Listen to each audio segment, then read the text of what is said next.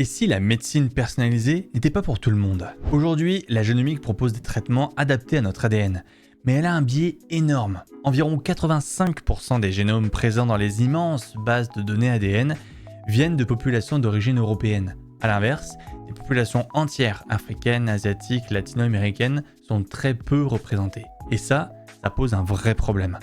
Premier exemple, les scores de risque. Ça permet d'estimer ton risque de développer des maladies comme le diabète ou les maladies cardiovasculaires en se basant sur les génomes de référence.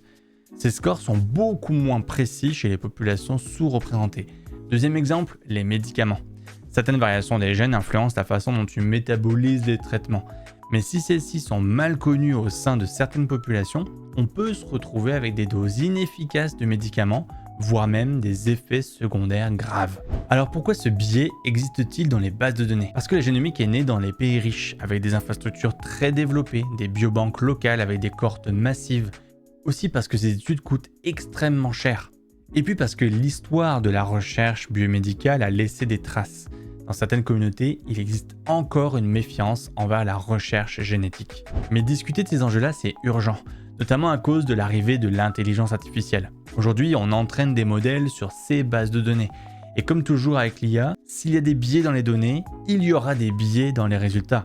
Donc si on ne corrige pas ça maintenant, on risque d'amplifier les inégalités de santé à grande échelle. Heureusement, les choses évoluent. C'est le cas au Québec, où une nouvelle base de données génétiques multiethniques vient d'être créée grâce à la cohorte populationnelle Carthagène. Ce projet est soutenu par Génome Québec et a analysé des séquences d'ADN de presque 30 000 résidents du Québec de différentes origines et permet de décrire la diversité génétique québécoise dans un contexte de multiculturalisme.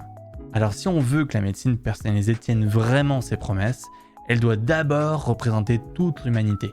Je te mets d'autres informations dans la légende pour aller plus loin sur le sujet.